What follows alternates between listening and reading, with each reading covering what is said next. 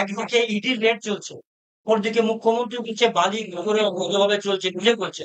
অথচ আপনি যে এলাকায় আছেন শিল্পাঞ্চল পাণ্ডবেশ্বর থেকে আসানসোল, ব্যাপকভাবে নদী। আরে এখানে যুধিষ্ঠির ঘোষ, গৌতম দেবনাথ, সেই আপনার কি নাম, এই যে দুর্গাপুরে শফিকুল না কি নাম, সাইফুল, তো লুট করে যাচ্ছে ওখানে। আপনার লালন শেখ আউসগ্রাম, জাকির, আছে নাকি কোনো নদীর অস্তিত্ব আছে নি? কোনো নদীর অস্তিত্ব নেই।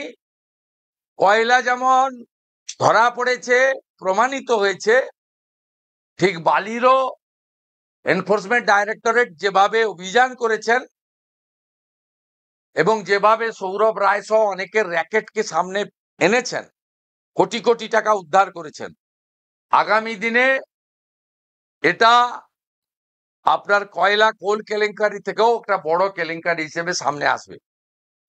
এবং এটা আমাদের রাজ্যের ক্ষতি হচ্ছে, রাজস্বের ক্ষতি হচ্ছে। রাজস্ব উঠছে 100 টাকা, সরকারি কোষাগারে জমা হচ্ছে 20 টাকা।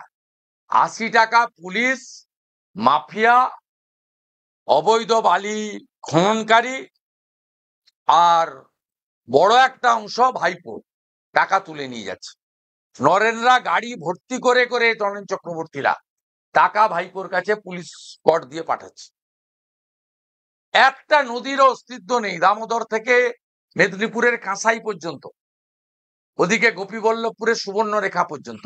তো বড় নদীর নাম বললাম, সঙ্গে ছোট নালা, নাসিখাল, ক্যানেল, ছোট নদী, কোনো অস্তিত্ব নেই। এবং এখন জল আছে বলে পাড়গুলো কেটে তুলে নিয়ে চলে যাচ্ছে। কোন রাস্তার অস্তিত্ব আছে? জাতীয় সড়ক ছেড়ে দিলে পিডাব্লিউডি রোড, প্রধানমন্ত্রী গ্রাম সড়ক, পঞ্চায়েতের রাস্তা, কোন জায়গায় অস্তিত্ব আছে? আপনারা সাংবাদিকরা বলুন কি করছে এরা। এর আগে তো কয়লাতে যা করেছে বিনয় মিশ্র ভাইপো অ্যান্ড টিম, তাতে তো যতুগৃহে বসে আছে আসানসোল। যে কোনো সময় ধস নেমে নিচে নেমে চলে যাবেন। কোথায় কোনটা খুঁড়ে দিয়েছে ভিতরে কেউ জানে না। রানীগঞ্জ, জামুরিয়া, পাণ্ডবেশ্বর, বারাবণী, আসানসোলের ডায়ে বাঁয়ে সব নিচ ফাঁকা হয়ে আছে। বালিতেও তাই করছে। এবং ইডি সময় উপযুক্ত অ্যাকশন নিয়েছে, আরো কড়া অ্যাকশন চাই। এদের সব প্রপার্টি সিজ হওয়া দরকার। এরা যেভাবে অবৈধ বেআইনি চালান, অসংখ্য চালান আমরা আমাদের কাছে আছে, কুড়িয়েছে তবু আছে।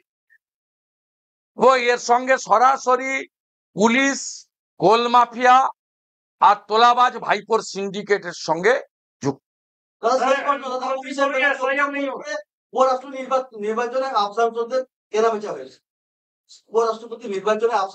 আপনাদের হিসাব মতো আমাদের 424-25টা এনডিএর ভোট, আমরা পেয়েছি 452টা। এখানে পশ্চিমবঙ্গে তৃণমূলেরও ঘর ভেঙেছে, আমি নিশ্চিত। আমি এক্ষুনি বলবো না, আমি এর আগে বলেছিলাম দ্রৌপদী মুর্মুর যে ভোট হয়েছিল, মাননীয় দ্রৌপদী মুর্মু কলকাতা বিধানসভায় এমপিরা ভোট দিয়েছিল, তাতে 2টো এমপির ভোট বাতিল হয়েছিল। কার কার বাতিল হয়েছিল আপনারা সবাই জানেন, একজন কংগ্রেসের, একজন টিএমসি।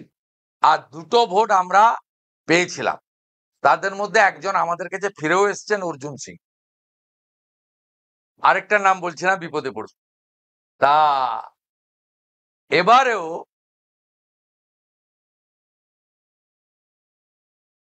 তৃণমূল কংগ্রেসের অন্তত 3টি ভোট আমরা পেয়েছি, সেটা আমি পরে নাম বলে দেব। एसआईआर लागू नहीं होने देंगे, क्या बोल? मुख्यमंत्री आज की सभा में बोली है कि एसआईआर नहीं लागू होगा, नहीं करेंगे। वो अनकॉन्स्टिट्यूशनल है, सीधा संवैधानिक बॉडी को चुनौती दे रहा है, देश की संविधान को चुनौती दे रहा है। और ममता बनर्जी ये बात खास एक समुदाय को और बांग्लादेश से जो घुसपैठिया आया है, मुस्लिम घुसपैठिया और रोहिंग्या को शेल्टर देने के लिए बता रहा है।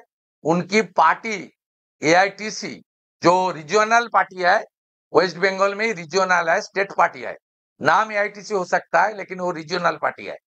वो पार्टी 5 डिस्ट्रिक्ट में जो डीईओ है, डिस्ट्रिक्ट इलेक्शन ऑफिसर है, उनका पास ऑलरेडी BLA 2 का नाम दाखिल किया है।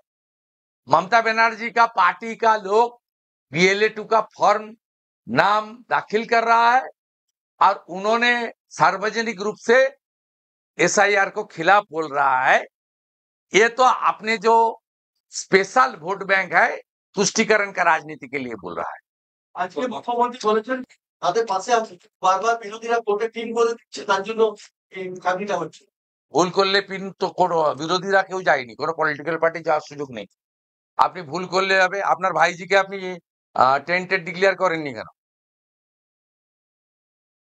SSCর শিক্ষক শিক্ষিকাতে মোট টেন্টেডের সংখ্যা হচ্ছে 1958।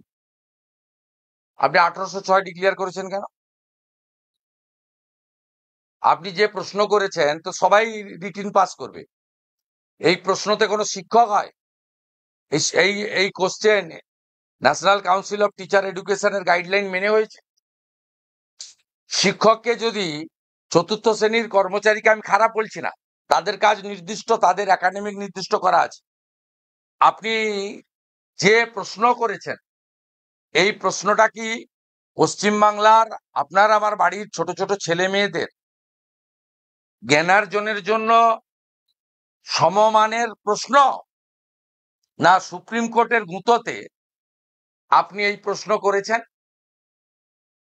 এর সঙ্গে ধর্মকে যুক্ত না করেও বলি 12 বছর অন্তর কুম্ভ হয়, আর মমতা ব্যানার্জির সময় 9 বছর পরে, আর মমতা ব্যানার্জির সময় 9 বছর পরে SSC হয়, তাও সুপ্রিম কোর্টের গুঁতোতে অনিচ্ছা সত্ত্বেও। অতএব আপনি ভুল করলে বেকার যুবক যুবতী, যোগ্য শিক্ষক শিক্ষাকর্মী এবং বঞ্চিত যারা হবে তারা নিশ্চয়ই আইনের আশ্রয় নিবে। ভারতবর্ষের সংবিধানে এটা বলা আছে, এবং ভারতবর্ষের সংবিধান, আদালত একটি বড় পিলার সংবিধানের। অতএব আপনি কোর্টকে না মানতে পারেন, 5 লক্ষ টাকা জরিমানা আপনি কোর্টে জমা দিতে পারেন, আপনি জাজেদেরকে বুড়া আঙুল দেখাতে পারেন, কিন্তু ভারতবর্ষের সংবিধান জুডিশিয়ারিকে একটা বড় স্তম্ভ করেছে। যে কোনো পীড়িত মানুষ আইনগতভাবে তিনি যদি ভিকটিম হন, এফেক্টেড হন, তার কোর্টে যাওয়ার রাইটস রয়েছে, তাই কোর্টে যাচ্ছে। এইসব ড্রামাবাজি কথাবার্তা লোক শুনবে না।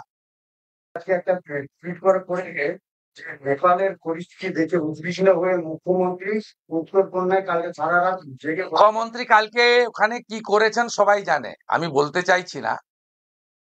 ওখানে কি করেছেন রাত্রে গাড়ি নিয়ে আমরা সব জানি, প্রয়োজন হলে বলবো, আজকে বলছি।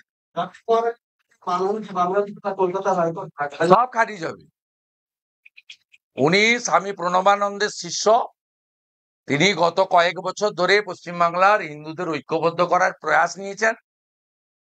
তাকে ভারত সরকার পদ্মশ্রী দিয়েছে এবং তিনি দুটো গীতা পাঠে অনেক সন্ন্যাসীদের সঙ্গে অন্যতম একজন সন্ন্যাসী হিসেবে, আয়োজক হিসেবে শিলিগুড়ি এবং কলকাতাতে দুটো সফল গীতা পাঠ করিয়েছেন, এবং আগামী ডিসেম্বর মাসে 5 লক্ষ গীতা পাঠের কর্মসূচি আছে। সেই জন্য আইপ্যাক এবং পুলিশের চক্রান্তে, মমতার নির্দেশে তাকে কালিমালিপ্ত করার চেষ্টা হয়েছে, কিন্তু এখনো জুডিশিয়ারি জিন্দা আছে। তাই একটা মামলা খারিজ হয়েছে। মামলাকারী তৃণমূলের খুব বড় হনু সব্যসাচী দত্ত, তাকে কোর্ট 11,000 টাকা ফাইনও করে দিয়েছে।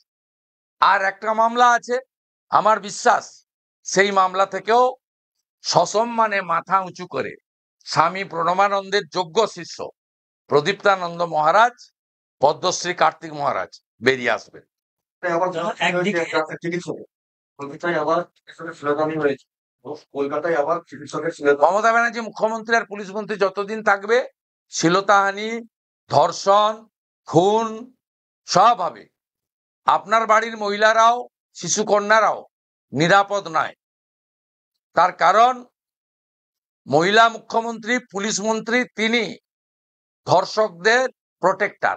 কামদুনিতে প্রোটেকশন দিয়েছেন, পানিহাটিতে আরজি করে প্রোটেকশন দিয়েছেন, কেষ্টমণ্ডলের প্রমোশন দিয়েছেন।